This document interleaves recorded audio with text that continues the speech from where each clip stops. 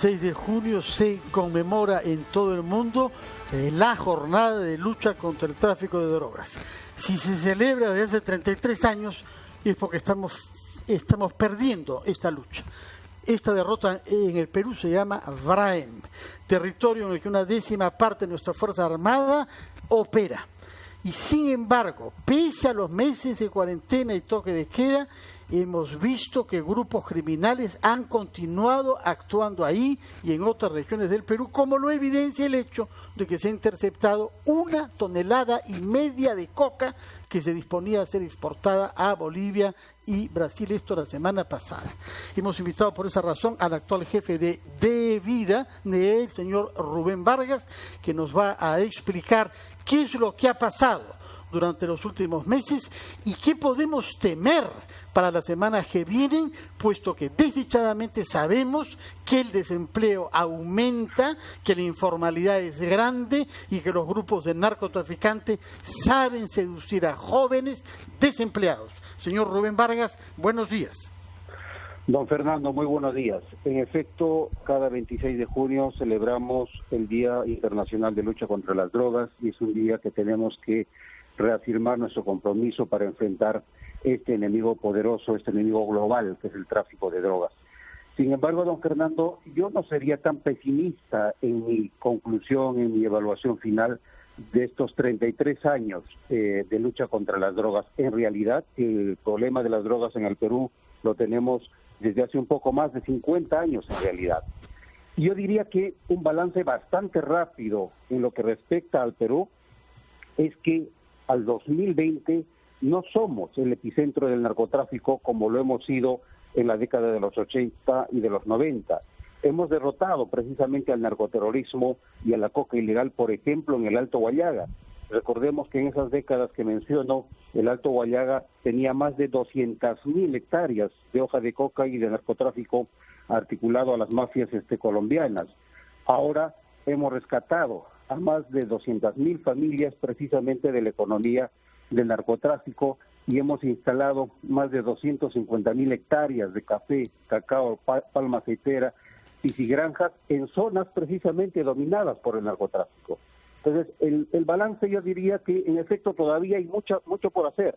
El BRAE es un ejemplo de eso, pero creo que hemos dado pasos importantes en esta pelea que, como digo, estamos frente a un enemigo global. Respecto a su pregunta específica, ¿qué es lo que se viene como escenario post-COVID-19? Fernando, en lo que respecta a nosotros como países productores, el efecto del COVID-19 ha sido la disminución de los precios de la hoja de coca y de sus derivados cocaínicos. Esto como consecuencia del cierre de fronteras, del distanciamiento social que en su momento tuvo Europa. Pero es cierto también que esta rebaja del precio de la hoja de coca y de la cocaína es un fenómeno coyuntural que probablemente con la normalización de Europa esto va a ir creciendo y volver a precios que se tuvo en enero, a comienzos de año.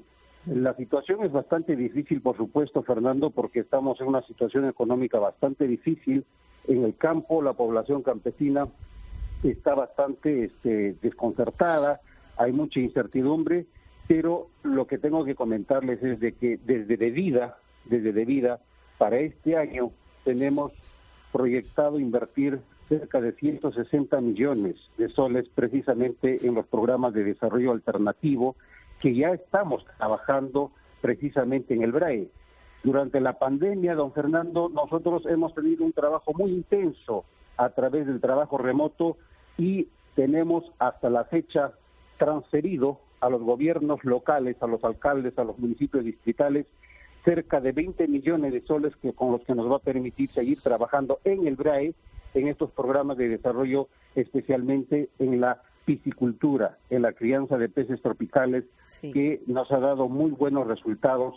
Ha coincidido precisamente la cosecha de estos proyectos con los días, con las semanas de la pandemia y nos ha permitido llevar pescado, carne fresca de pescado a las casas de las regiones de Ayacucho, señor Vargas, de Cusco, y creo que ha sido un aporte importante.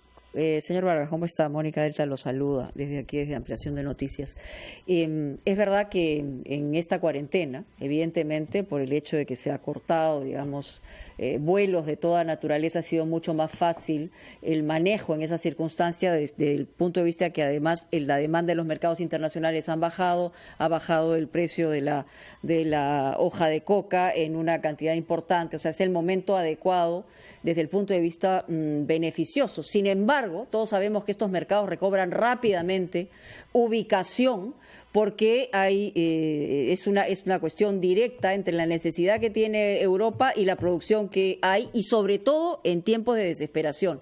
Entonces, frente a eso, cuando la reanudación sea completa en términos de salidas de vuelos, etcétera, etcétera, ya tiene que haberse sentado mejor las bases para poder tener una mejor lucha frente al narcotráfico, que usted bien dice, en 33 años han cambiado las cosas, ya no somos el epicentro, pero podría volver a ocurrir. Sí, Mónica, gracias por la pregunta. Me permite hacer dos reflexiones. Primero, que cuando Naciones Unidas instituye el 26 de junio como Día Internacional de Lucha contra las Drogas, lo hace precisamente para hacernos recordar que que tenemos que trabajar de manera conjunta, que tenemos que reforzar las acciones y la cooperación entre los países que consumen y los países que producen. El problema del narcotráfico en el Perú es como consecuencia de la demanda externa, es decir, hay una variable exógena que no podemos controlar. Un kilo de cocaína que se consume en Europa significa 1 hectárea de bosque deforestado en el Perú. Entonces, frente a ese factor exógeno que no podemos controlar, insisto que la demanda de la cocaína, el desborde a veces del narcotráfico y la expansión de la coca es consecuencia de esa demanda externa. Entonces tenemos que hacer recordar a los grandes mercados de consumo, Europa, Asia, Sudáfrica y Estados Unidos también, que necesitamos reafirmar en ese principio de la responsabilidad común y compartida. Lamentablemente, algunos países, bajo el criterio de que somos un país de renta media alta, la cooperación ha ido disminuyendo. Y el criterio no es ese, el criterio es que ellos tienen que asumir su responsabilidad como países consumidores. ¿Qué estamos haciendo nosotros para precisamente enfrentar con más firmeza al narcotráfico? Uno, estamos embarcados en el fortalecimiento institucional de Devida. Hemos recibido una institución muy debilitada y el objetivo es tener a una verdadera institución rectora que nos permita no solamente trabajar en el marco de una política nacional, que tampoco lo tuvimos, inexplicablemente 50 años de narcotráfico en el Perú, nunca tuvimos una política nacional, y ahora con apoyo de ese plan, en los próximos días vamos a tener ya la política nacional presentada a la opinión pública, y por supuesto estamos trabajando con los gobiernos locales, con los sectores del Ejecutivo, para entrar al BRAE en el marco de una estrategia integral. Señor Vargas, una última consulta muy concreta. ¿En qué nivel se encuentra la política de cultivos alternativos y cómo está trabajando Devida con la población de estas zonas que, recuerdo años atrás, como que se oponían a este mismo plan de cultivos alternativos? Mira, yo diría que los tiempos han cambiado bastante. Sí, en efecto, hace algunos años atrás, algunos sectores que defienden la coca levantaban la bandera de coca o muerte. Eso ha cambiado radicalmente. Ahora hay organizaciones en el BRAE, por ejemplo, que nos plantean la reducción gradual de la hoja de coca sobre la premisa de que hay un exceso de hoja de coca que está alimentando a las pozas de maceración. Estamos ya en el BRAE, en el marco de una estrategia integral, y estamos invirtiendo el 2019 cerca de 80 millones y ahora otro monto similar, y estamos trabajando con las mismas organizaciones productoras, con las organizaciones sociales y los alcaldes, precisamente para rescatar al campesino de la economía de la coca. Ese es el objetivo, señor Rubén Vargas. Muchísimas gracias al presidente ejecutivo de Devida por estar con nosotros aquí en Ampliación de Noticias. Ya regresamos luego de la pausa.